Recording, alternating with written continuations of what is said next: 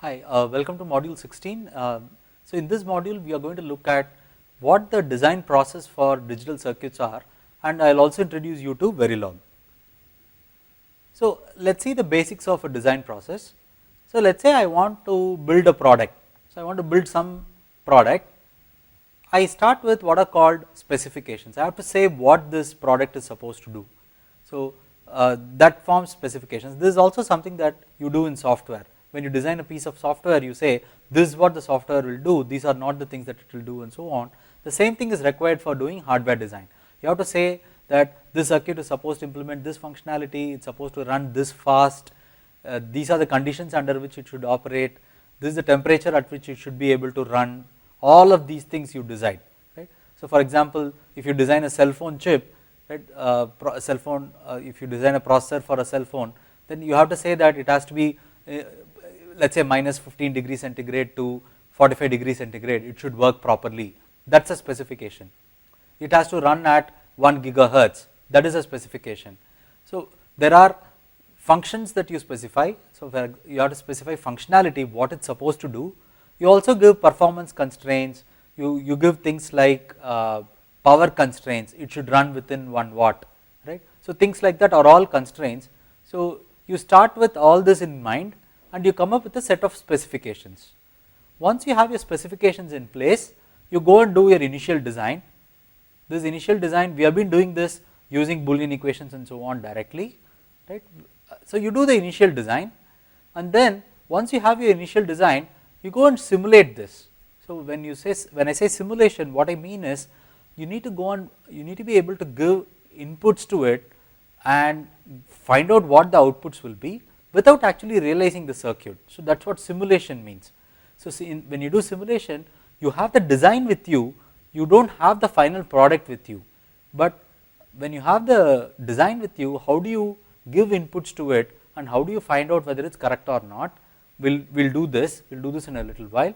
So we do what is called simulation. When we do simulation, if the design is correct, we can then go and do a prototype implementation, but if the design is not correct because it is not meeting some of the specifications, we go back and redesign the circuit or the whatever chip that we want. So this simulation is a very interesting thing. So what we are seeing here is what is called the front end design, right. So you start with a circuit, you start with something in mind as a specification, you do an initial design of it. If I do it on paper, right, so let us say I draw diagrams on paper and so on, right, I can only show it to people around me, or maybe I can scan it and send it to you, you can verify it and so on. This is not going to be useful for a computer to be able to take as an input, and we cannot give inputs to it and get the power of the computer to give various inputs and see what the output will be and so on. When we design a circuit using computers, what we want is not just a mechanism by which we can specify what we want, we also want to be able to give inputs to it and see what output it will be. If I do it on a piece of paper, it is not useful because a computer tool cannot take this input and process anything with it, right. So this, what we are going to do in this course is we are going to learn how to do initial design using a language called Verilog. So I already mentioned this in the week 1. Verilog is a hardware description language. We are going to do our design in Verilog, and this Verilog design will be actually a text based description that a computer can process. With appropriate tools, you can actually go and take this Verilog design written as a piece of text, you can give inputs to it, you can find out what the outputs will be and so on, right. All of this you can do, and you can keep doing this till you are comfortable with the fact that the design is correct. So when you do Verilog based design, at the end of what you see in this chart, you will only get a textual description of the design that you want. Once you know that the design is correct on paper, you can do that on paper, but here we are going to use tools to ensure that the design is correct. We write it in Verilog, we use tools to verify whether the description is correct or not. Once you are done with that, then you can go and do your prototype implementation. So till then you do not want to spend money in building prototypes, because prototype means money. You have to buy the components, assemble them, spend time, maybe put them on a breadboard or put them on a PCB, wire them up, solder them, whatever, right, it takes time. You do not want to do this even before you have ensured that your design is correct in. So whatever you have in mind, you have to translate that to a process where you know where you can give inputs and check whether it is correct or not. Right. So this is called front end design, and this process of doing simulation, taking an initial design, writing the design in Verilog, do simulation, finding out whether it is correct or not, and redesign and loop through it if the design is not correct. So this process is called front end design and verification. So you do a front end design using Verilog or VHDL. VHDL is another popular language, and this process is called verification, and verification takes quite a bit of time. So about 60 to 70% of product's time is spent in design and verification. So it's a very important task. Lot of engineers get employed to do verification. So if you go and look at companies in India and worldwide, you will see that most of the design houses have a much larger verification team than a design team. Design teams are smaller, but verification teams are bigger. So there are plenty of job opportunities if you know how to do verification well, design and verification well. So let's continue that process. So at this point in the beginning here, we have a design which we have simulated and verified whether it's correct or not. Now I am ready to do a prototype implementation. So when you do a prototype implementation, you go and test it. If it meets the specifications, then you have a finished product. So you can now sell it to the market. However, if it doesn't meet specifications, you go and see if these are minor errors. If there are minor errors, then you go and make corrections to it and change only the prototype. Maybe there was a manufacturing defect, the design was correct, but the manufacturing was a problem. You were supposed to give a voltage supply of let us say 1.6 volts, you ended up giving a 1.2 volt supply, you have to fix it. So these problems could come anywhere in manufacturing or in the input that you have given. If these are minor errors which can be fixed in the prototype itself, you do that till you are ready and till you can guarantee that the product is actually meeting the specifications. But if you find that it's not a minor error, it's a major error, maybe conceptually you had something wrong, the prototype is actually a faithful replication of your design, but the design itself was wrong. If that happens, you go back and redesign. So this redesign is something that you may have to do, right? In which case, if you're redesigning, you come back here and you again do a simulation, find out whether it's correct or not. You keep doing this loop till you are again ready for a prototype implementation. So this process is a very laborious process. So you don't want to really do this cycle too many times. You don't want to go and redesign because your prototype had some, so manufacturing problems are one thing, but if your design is incorrect and if you take it through prototyping, it's a very expensive deal.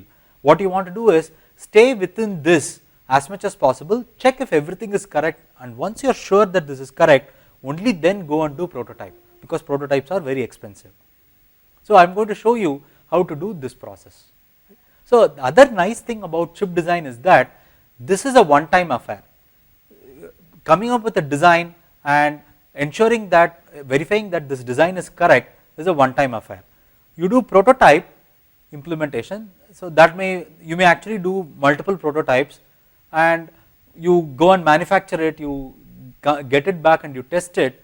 The testing has to be done for each and every chip that you have, but the design and verification is actually done just once in the beginning. Once you have, it's not that for if I make 1 million chips, I have to verify chips 1 million times. The design is verified once, it's manufactured, when you manufacture you get 1 million chips, these 1 million chips have to be tested. So testing is different from verification. Verification is something that you do on with software without necessarily having any chips and so on. You do verification with Verilog code or VHDL. Nowadays we also have system C, system Verilog and so on, but once you have it, you go and do a prototype implementation, you get it manufactured, but once you manufacture it, you have multiple chips, you have to test each one of them to ensure that this can be marketed. I don't want chips which don't work to go to the user. So we would like to get each and every chip tested. So the first part is called front end design and verification. The second part is called implementation and testing. So what is Verilog? Verilog is a hardware description language, or also called HDL. It's a high level language used to model hardware. I already flashed this slide in week 1. So they have specific hardware related constructs, they can model digital systems and increasingly analog systems and so on also, and they will be extended to system design level. So HDLs, when they started out, they were actually a mechanism by which engineers exchanged their designs.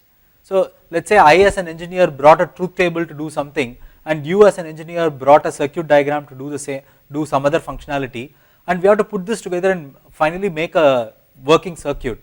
I have a truth table, I have to do something, and you have a circuit drawn on paper and pencil. We have to now go through a whole process in which we have to interface and get everything working to design a complete system. So HDLs actually started as a standard for exchange of design ideas. If I write my description in Verilog, you write your description in Verilog, we can take these two descriptions, put them together and make a larger chip. We do not have to translate from one to the other. That is the main intention with which hardware description languages were invented, and it became quite useful after that. So instead of just exchange, people started designing new things using HDLs, and that is what we will do in this course. Let us take a small example. I already showed this example earlier. So what is cool about Verilog or VHDL or any such HDLs is that you type the description and there are tools which can give you the implementation. You write a description like this, and there are tools which will give you what should be the gate equivalents and how they should be connected and so on. And usually you give one description, you can get a variety of implementations. So this arrow mark, there are tools called synthesis tools which will take your Verilog code and generate circuits out of that. These synthesis tools can take the description, they can also take constraints like what kind of gates you are allowed to use and so on. For example, let us say I gave this description and I allowed the synthesis tool to use AND and OR and NOT gate, it may end up with something like this. But if I tell the synthesis tool that you take the description here, however you have to use only NAND gates, then it will give me a circuit in which all these things will essentially be converted to NAND gates. There are tools which can do that called synthesis tools. There are various companies which do this, which develop these tools. So that is a very cool thing to have. You can change the implementation without changing the design that you have. And the other major thing with Verilog is, even though this design is actually written in terms of AND gate, NOT gate and so on, I described this in week 1, you do not have to describe it at this level, you can make it even more abstract. We will see things as we go along, but for this video we are going to see only something which is described in terms of basic gates. So what do we want here? We want to specify a combinational circuit, which means given the inputs we should be able to derive what the outputs are, and at this stage let us assume that we know the gates we want. We have done something in a piece of paper, we have evaluated everything, we have minimized maybe, and we have Boolean equations or even the circuit ready, and I want to represent this in Verilog. So this is not the ideal way in which Verilog should be used, but it is just a logical step from wherever we are right now. So we know how to take a description, we know how to write truth tables, we know how to get basic gates for it. Given the basic gates, how do we write Verilog which will represent the basic gates and the connection? So what we are going to do is, we know the gates that we want to check if the gate level description satisfies the specifications or not. You came up with a circuit, you can write it in Verilog and check whether the circuit is correct or not. Till now we were actually plugging in various zeros and ones and checking. Now you can actually use the power of software and tools and computers to do this. Later in the course what we do is, we may not even know what gates we are supposed to use, we know the functionality, we know what the function is supposed to be, and we will specify it in like a language like C or C++ or something, fairly abstract. We do not know what the exact gates are or not, the logical elements are, and we want to let the tools to figure it out. You can do that also in Verilog. So right now what we are going to do is, we are going to assume that I want to implement a function f in terms of, let us say, 3 inputs A, B and C. We will need a mechanism by which we want to represent the logic which will get f. In this video, this combinational logic is not something which is very abstract, we will describe it in terms of gates, but later we will see how to write it in an abstract way. So let us see Verilog syntax. So you see this thing in the right bottom here, that is the description of a multiplexer done using Verilog. So the first line starts with module, and the last line ends with end module. So whatever you see in red here are actually keywords. Keywords meaning these are words that are used in the language which you cannot use as a variable and so on. So you have module, end module, and in this case we are designing a circuit which is a 2:1 multiplexer. So I am calling that as multiplexer. So module followed by module name, it's multiplexer. And what are the connections to a multiplexer? There must be 3 inputs, A, B and select line, that's a 2:1 mux, and there is one output called out. So there are 4 pins. If you buy a 2:1 mux, you will see 4 pins for the data, and maybe you will see power pins also, right. So we are not showing the power pins explicitly here, it is not necessary. We will only show the data input and output connection. And what you see here are called ports. So ports are, you have a circuit, what are the inputs and what are the outputs to it, right. Pins may include all your power supply, clock, whatever, right. Whereas ports are, what are the inputs to this design and what is the output from the design. So we have 4 ports, namely A, B, select and output. And if I tell you this as the 4 ports, there is no, Verilog by itself does not know what is input and what is output. Verilog does not know what multiplexer is. You have to explicitly say which are the inputs and which are the outputs. So in this case, A, B and select SEL are inputs. So we indicate that by saying input A, B, cell, and we want out to be the output port, we explicitly say output out, right. So far it is all clear. Then what did we want? We want to, let us say we want to implement this circuit here. We need 2 AND gates, 1 OR gate, 1 inverter.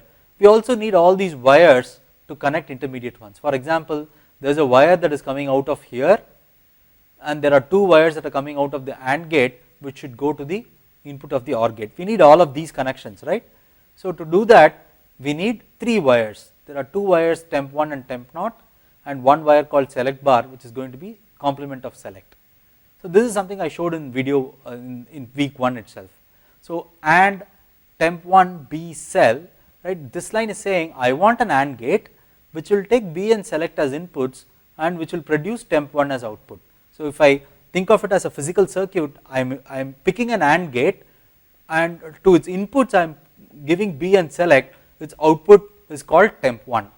Similarly, NOT of select is select bar, AND of A and select bar is temp 0, and OR of temp 0 and temp 1 is out. That is what this description says. So in this description we also have AND, NOT, AND and OR here. These are marked in red, they are also keywords. They are called Verilog primitives.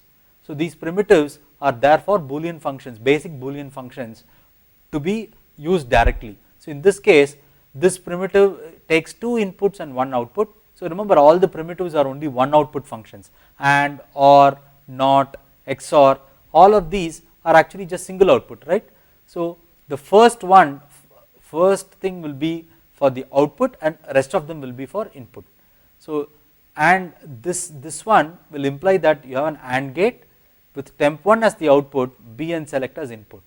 This one is OR, has out as the output and temp 0 and temp 1 as the inputs. All the internal nodes are declared as wires. So the second line, the second set of lines is inputs and outputs. Then you have the design description given here followed by end module. So this is a very simplified version of Verilog syntax. So now I am going to take a specific example and write Verilog code for you. So let us take this example. So what we are having is, let us assume that there is a hospital in which there is medical waste. So it could be tissue, it could be the gauze that they use, or cloth that they use, or scrubs or whatever, right. So all these are toxic, you do not want this to go to the environment directly.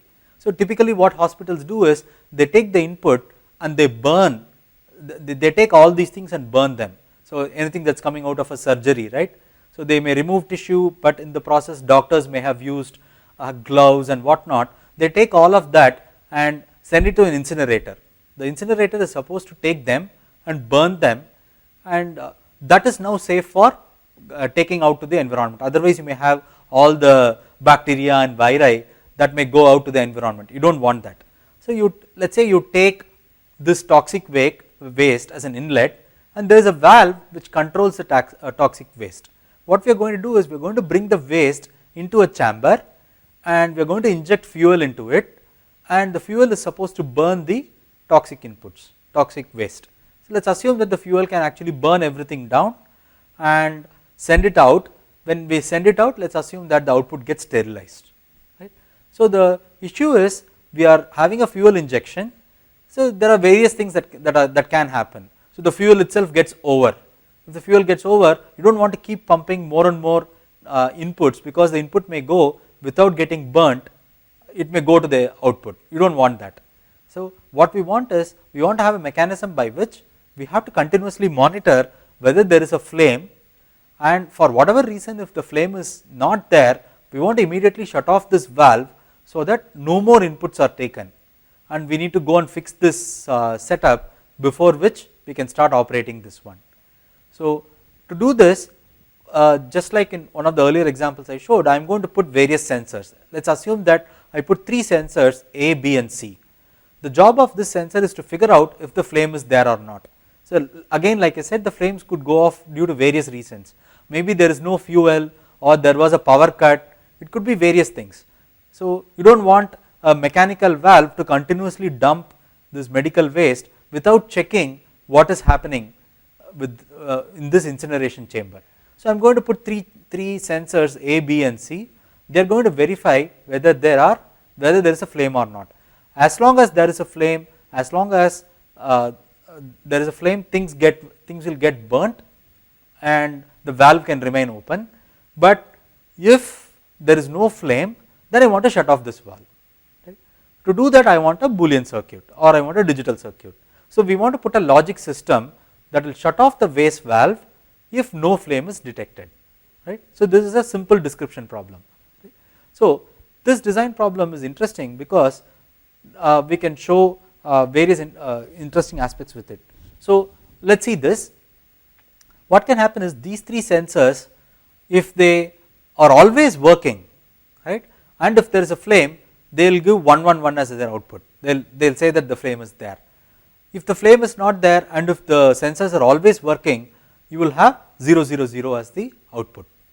However, what can happen is, these sensors themselves may go bad. Right? The sensors are also subject to failure. Maybe this sensor was replaced 5 months ago, these 2 are new sensors. So eventually the sensor fails, I may have to replace its battery, or I may have to replace the sensor itself, it could be any of those. So if I want something like that, then it is possible that you have 3 sensors but some of them are failing. We want to build a logic system in such a way that even if there is something which is failing, I do not want the exhaust to ever have toxic waste automatically go in. Right? In the worst case, I have to shut it down and I have to be careful about this. So to do this, right, one way in which you can achieve this is use what is called the majority function. I already talked about this in the previous module. So if the majority of the sensors detect the flame, then open the valve or close the valve. This is a very safe way in which you can operate it. Right? So it is not that you are looking for all 3 of them to tell you that there is a flame.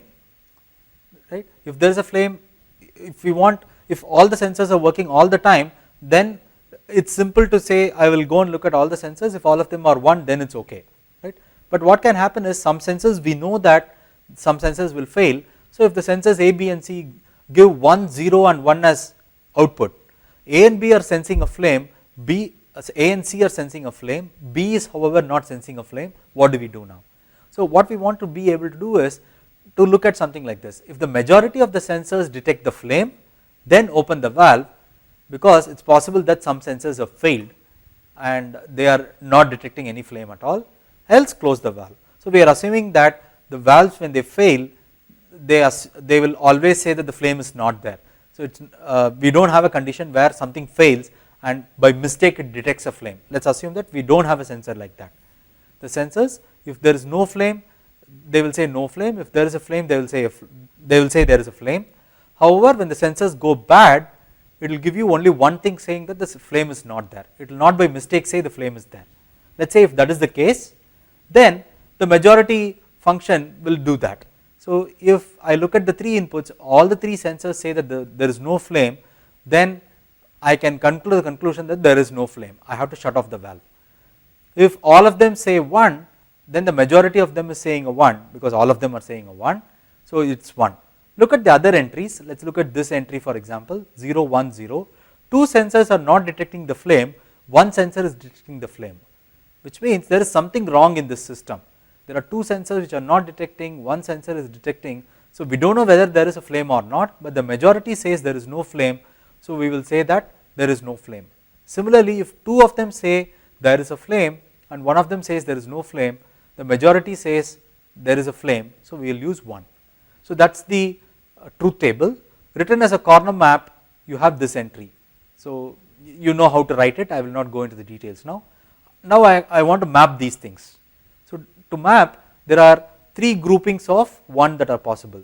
So a vertical group of 1, these 2 can be grouped together and these 2 can be grouped together, and I can go and write it as a Boolean function. So f equals AB plus BC plus CA is the Boolean function. This takes the majority of the inputs. You can see it here. If either AB or BC or CA is 1, right, immediately you can say f is 1, right, otherwise you have to look for the other variables also. So this is the Boolean function for a majority 3. So this is a majority of 3 inputs. This is useful in various cases. So let us say 3 of you want to, so you and your 2 friends want to go and have dinner, right, and you are deciding whether you want to go and have pizza or whether you want to go and have let us say regular meal somewhere else, right. You want to take a vote, right. So you can take a vote and say whoever is the majority wins it. So this is also something that can be captured by this function. So you take individual votes and you combine it using this AB plus BC plus CA, the majority function will tell you what the majority of you have decided.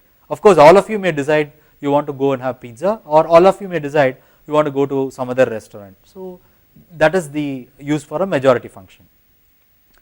Now I want to go and do this in terms of Verilog. So I want to design a majority 3 circuit. So it is a single output bit. This output bit will control whether the valve is shut off or not.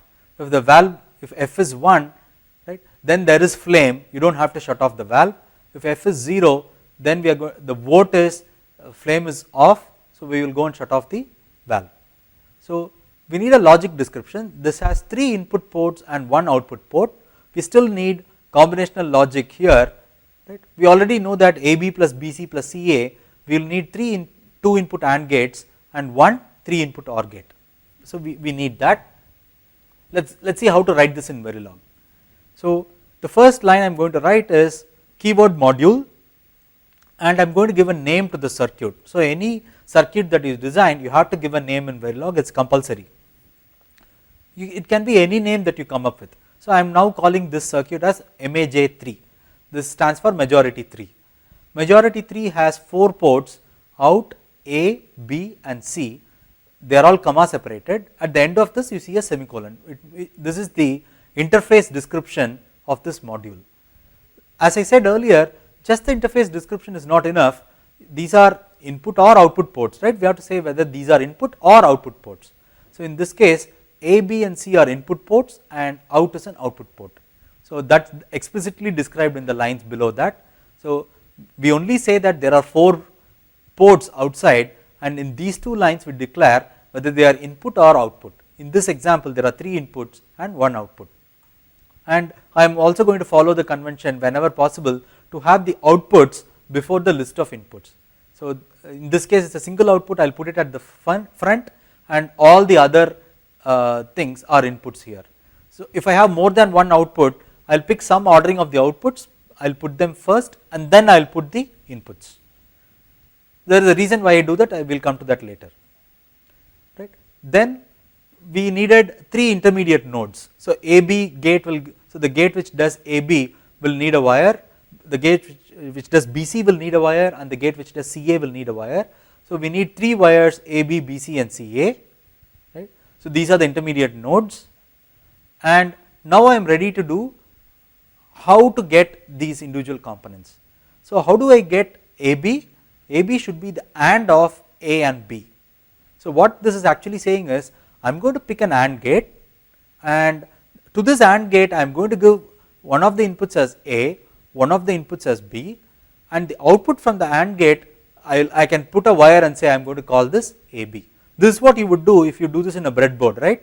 You would go and pick a AND gate and you will put it on the breadboard. You will connect two inputs A and B to it, and wherever the output pin is, you will take that and you will keep it dangling for a while. So you know you want to use this later, you will keep it dangling. Then similarly you need logical AND of B and C as well as A and C. Now there are 3 AND gates and the 3 output wires are dangling. So remember, wires are bidirectional, there is nothing. So if you pick a wire, you cannot say this is the input and this is the output, correct? So wires are bidirectional. The same applies to wires in Verilog also. So there are 3 inputs A, B, C and 1 output out. These are also wires, and then you have wires A, B, B, C and C, A, which are all intermediate wires that you need. So you have picked 3 AND gates and you have 3 dangling wires now. They are called A, B, B, C and C, A. They form the one end of the wire. The other end of the wire must go to the 3 input OR gate. So this OR out comma AB, AC, BC is essentially doing this. So this OR is a primitive, there is one output, rest of it is input.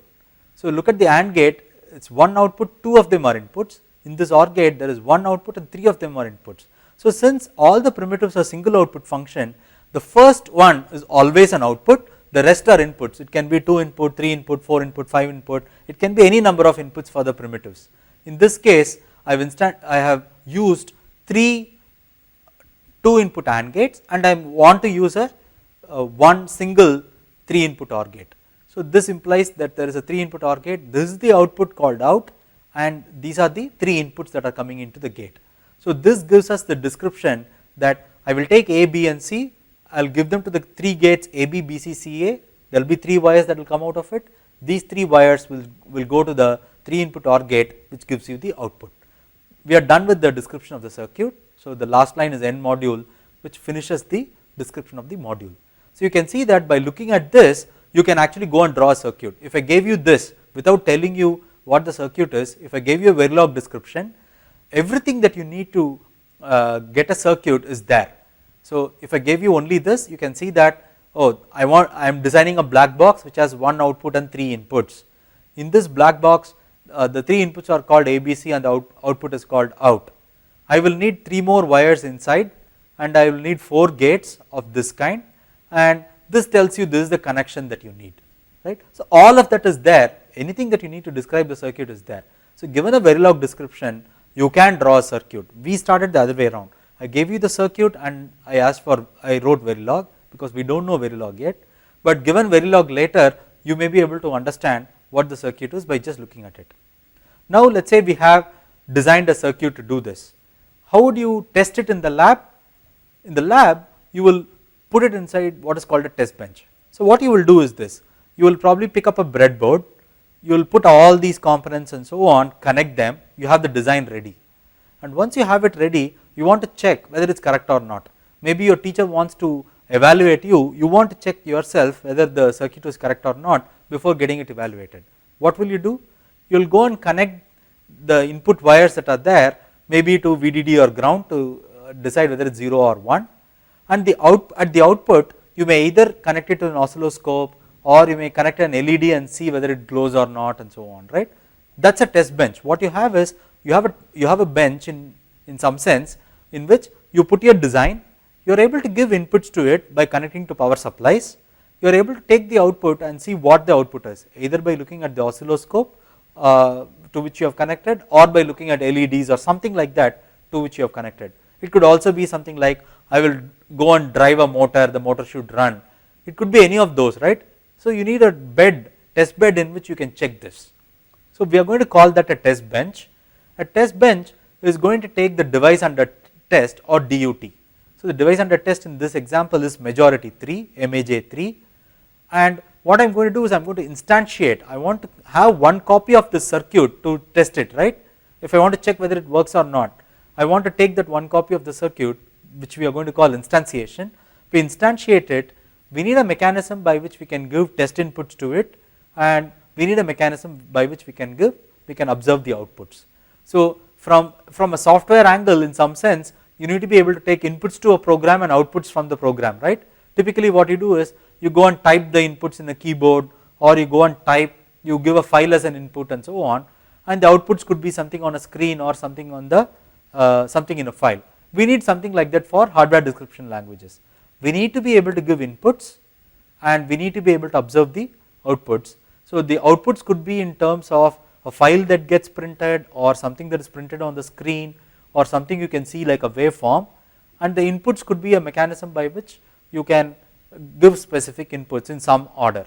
So in a real circuit you may actually connect switches, dip switch to connect from 0 to 1 or so on, but if you are going to write Verilog, we need to write the whole thing inside Verilog. So in Verilog what we are going to do is we are going to design a Verilog module called a test bench. This test bench is going to instantiate a module called device under test, and in the test bench we will have mechanisms to provide it inputs and see the outputs or capture the outputs. We will see how to do that. So what the usual practice is, the design that we have, we are going to write that in a file which ends with a .v. In this example, the device under test is a majority 3 function, the module name is MAJ3, I am going to call that MAJ3.v, and the whole design itself, the test bench for it, I am going to write it in a file called majority3_tb. This tb will stand for test bench. So maj3_tb.v is the test bench for it. So the test bench, if you look at it, it is not taking any external inputs, it is not giving any external outputs. It is generating all the signals that is needed for the device to be tested, and whatever is coming out of the output, we are supposed to capture it somehow. The test bench itself is not taking any external inputs, nor is it giving any external output, right. So we will have to capture this in our description also. So what I am going to show is how to write the Verilog code and how to write the test bench for it in the next module. So the Verilog test benches are also written in Verilog. Test benches will have no input ports or output ports, and it should have the following mechanisms. You should know what design you are testing, you should know how many inputs and outputs are there, you should be able to change the combinations of inputs to test the design under test, and finally be able to observe the outputs. These are all the different things that you need. So the next module is actually a demo of how to do this. So just go back and look at the slides so far in this module, absorb the finer details of the module, right. Go and look at inputs, outputs and all these other things. Watch this video maybe one more time if you want to know what the different keywords and other things that we have used so far are. So in the next module I am going to show you a demo of this majority 3 function, and we are going to do this online, and this is exactly what you will do for your homeworks and other things later. So thank you very much.